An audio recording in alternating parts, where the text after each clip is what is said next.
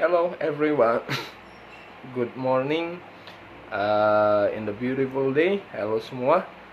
Selamat pagi di hari yang indah ini. Let me share something to you. I'm sorry.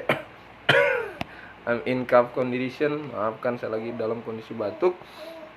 Let me share something for each one of you that I got something in my morning prayer. Izinkan saya membagi sesuatu yang saya dapatkan di pagi hari ketika aku berdoa.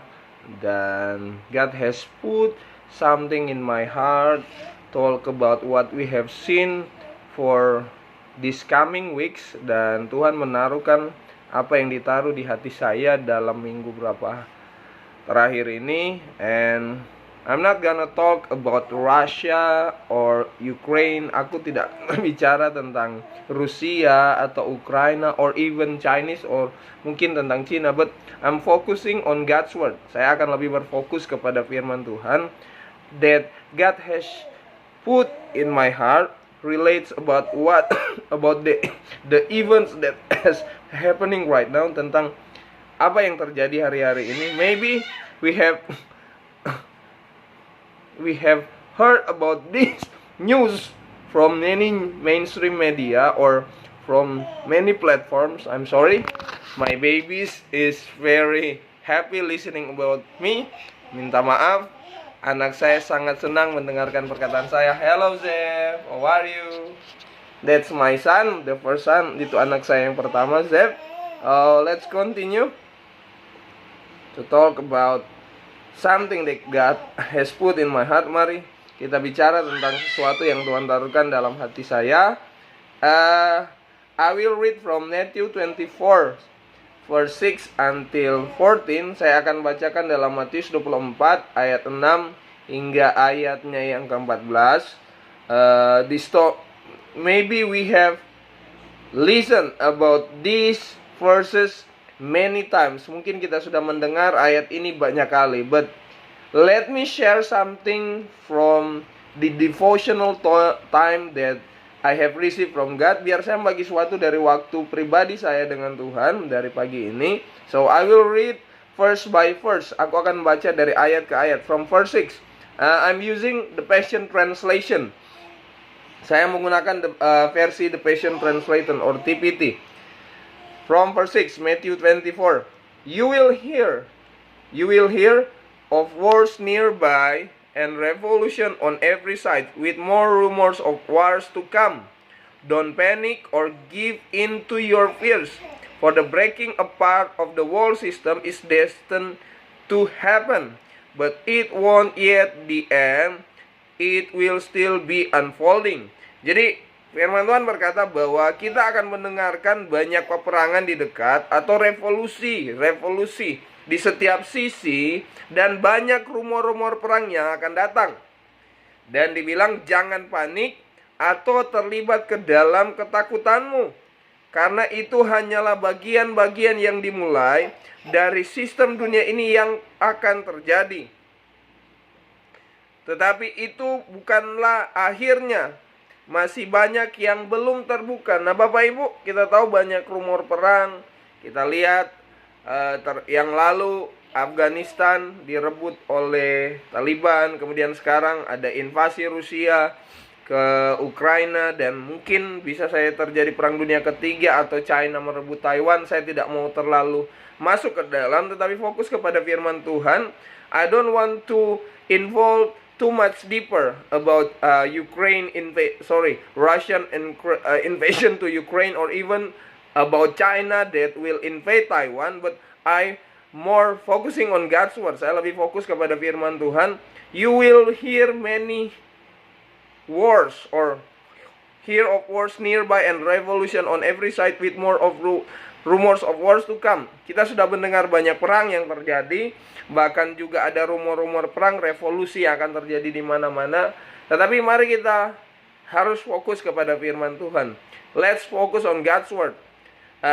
Don't involve or don't panic, give into your fears. Jadi jangan panik atau terlibat ke dalam ketakutanmu. for breaking apart of the world system. Kita melihat bahwa sistem dunia ini yang terjadi hari-hari ini, of the world system is destined to happen, karena ini sudah ditakdirkan untuk terjadi. Jadi jangan takut Bapak Ibu. But it won't yet be the end. Ini belumlah akhir. It will still be unfolding. Masih banyak hal-hal yang akan dibukakan. Nation will go towards against each other and kingdom against kingdom. Dibilang bahwa bangsa akan memerangi bangsa, kerajaan terhadap kerajaan. Anda sudah lihat hari-hari ini. Kemudian there will be terrible earthquakes, seismic events of epic proportion. Jadi akan ada gempa-gempa bumi yang mengerikan. Berapa puluh tahun 2010 kita lihat di Aceh. Kemudian ada gempa-gempa juga, baru-baru ada gempa bumi dan tsunami yang ada di lautan Pasifik akibat gunung meletus. Kemudian ada horrible epidemics, bagian terjemahan lain bilang pandemics. Kita sudah melewati COVID, tapi epidemics lebih dari satu. Jadi kita akan lihat banyak epidemi dan famines in place after place. Kemudian ada kelaparan dari tempat satu ke tempat yang lain. This is how the first construction and birth pains of the new age will come. Jadi ini adalah konstruksi yang pertama dan rasa sakit untuk melahirkan karena adanya zaman baru yang akan datang. Kita lihat banyak orang-orang besar bahwa kita masuk Great Reset atau masuki zaman yang baru. Cindy Jacobs bilang Great Reset. Bahkan ada buku yang katanya, ya, saya tidak terlalu ini dengan teori konspirasi, kita memasuki Great Reset dari Tony Blair. Itu yang saya belajar. Tapi mari fokus kepada Tuhan. Like Cindy Jacobs said, we are coming into new age. Relates about Great Reset, even from we call conspiration theory, talks about Great Reset by Tony Blair. I do not want much to involve with that, but let's focus on God's word. And then continue to verse 9 until 14. Talks about persecution of believers. Dan ini bicara tentang ayat 9 sampai 14, bicara tentang penganiayaan orang percaya. So, there will be persecution of believers. Akan ada penganiayaan orang percaya. You can expect to be persecuted, even killed. Kamu bisa mengharapkan untuk dianiaya, bahkan dibunuh. For you'll be hated by all nations because of your love for me. Karena kamu akan dibenci oleh banyak bangsa dari cintamu kepadaku. Jangan heran ada penganiayaan orang Kristen di mana-mana. Ya, karena itu sudah difirmankan, bahkan akan dibenci, bahkan dibunuh. Saya yakin tidak mudah untuk di negara-negara tertentu bersyukur. Di Indonesia kita masih aman, walaupun memang ada berbagai hal juga kita dengar. We are thankful. In Indonesia we are still safe for Christianity, but in many nations that won't be easy for them to live as a Christian. Kita lihat banyak negara di luar sana tidak mudah untuk hidup sebagai orang Kristen.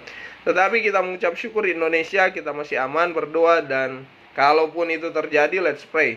Even the persecution will come, so let's pray and keep watchful. Mari berjaga-jaga. And continue, verse 10.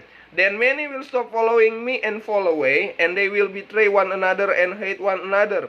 Banyak orang akan berhenti mengikuti saya dan akan jatuh. Fall away, ini jatuh. And they will betray one another and hate one another. Mereka akan membenci satu sama lain dan akan mengkhianati. So there will be betray, there will be hatred for Christian. Jadi akan ada pengkhianatan untuk orang Kristen dan akan ada kebencian. And continue, and many lying prophets will arise. Jadi banyak nabi-nabi yang berbohong akan bangkit. Ini yang disebut nabi-nabi palsu, the false prophet. We have seen many false prophets have arisen. Even they predict about the Jesus coming. Kita sudah lihat banyak nabi-nabi yang berbohong atau nabi palsu bangkit. Bahkan ada orang-orang yang berkata tanggal Tuhan Yesus datang. I'm sorry. Even Jesus said He doesn't know about the hours and the days to come. Bahkan Yesus berkata dia tidak mengetahui tentang hari, dan jamnya, waktu yang akan datang. So even Jesus didn't know how what else. Bahkan Yesus tidak tahu bagaimana dengan kita. And continue, verse 12. And still verse 11, deceiving multitudes and leading them away from the path of truth. Dibilang banyak nabi-nabi yang berbohong bangkit, dan mereka akan membohongi banyak orang, and leading them away from the path of truth, memimpin mereka keluar dari jalan kebenaran. So, in these last days, we are as a Christian must be watchful for against the false prophet. Jadi orang-orang Kristen hati-hati tentang nabi-nabi palsu. They will lead you, okay? They will lead you against the path of truth. Mereka akan memimpin Anda menolak jalan kebenaran. Okay, continue verse 12. There will be such an increase of sin and lawlessness that those heart once burned with passion for God and others will grow cold. Akan ada peningkatan dari dosa-dosa dan kedurhakaan, di mana hati yang mereka dulu terbakar dengan semangatnya untuk Tuhan atau gairahnya, dan others will grow cold, dan yang lain akan menjadi bertumbuh dingin. Anda lihat di hari-hari terakhir ini bahwa akan ada peningkatan orang-orang yang melakukan dosa dan kedurhakaan, bahkan terhadap whose heart dibilang di sini, for those who once born with passion for God, orang-orang yang punya gairah buat Tuhan, and others will grow cold, yang lain akan bertumbuh menjadi dingin. Verse 13. This is the good news for us as a Christian. Ini adalah berita baik buat kita sebagai orang Kristen. Verse 13 and 14. But keep your hope to the end, and you will experience life and deliverance. Tetapi pandanglah, jagalah pengharapanmu sampai akhir, dan engkau akan mengalami hidup dan kelepasan. Dan kita harus menjaga harapan kita sampai akhir, amin. Karena kita akan mengalami hidup dan kelepasan, kedatangan Tuhan yang kedua kali, Bapak Ibu. Jadi jangan takut, mari tetap berharap sampai akhir, karena kita akan mengalami hidup dan kelepasan. Verse 14 ayat 14. Yet through it all, this joyful assurance of the realm of the heaven's kingdom will be proclaimed all over the world. Melalui segala sesuatu itu semua, inilah jaminan yang penuh sukacita dari realita kerajaan Tuhan, di mana will be proclaimed all over the world. Akan realita kerajaan Allah ini akan diproklamasikan ke seluruh dunia, providing every nation with a demonstration of the reality of God, di mana akan menyediakan setiap bangsa dengan apa? Demonstrasi dari realitanya Tuhan. Saya banyak belajar juga dari Pak Stephen Agustinus bagaimana realita Tuhan. Dan saya tidak juga bicara secara versinya Pastor Stephen, tapi realita Tuhan juga bicara sukacita, damai sejahtera, bahkan kuasa Tuhan. Saya 2 hari lalu melayani via telepon, dan saya menginjili ibu dan anaknya yang lagi sakit. Ada sakit bagian pinggang, bahkan di ginjal. Dan setelah saya doakan, dia bisa berdiri dan mengalami kuasa Tuhan. So, I have shared gospel for one old mom and to her daughter. Her daughter experienced healing from back pain and from her kidney and even from her stomach. Dia mengalami kesembuhan dari tulang pinggang, kemudian dari ginjal, kemudian juga dari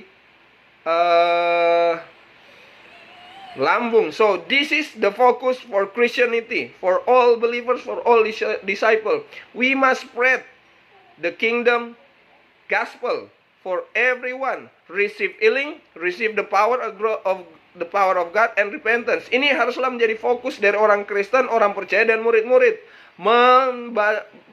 Memberitakan kerajaan Allah. Mereka akan mengalami kuasa Allah, kesembuhan, pertobatan. I don't care what even people says about me.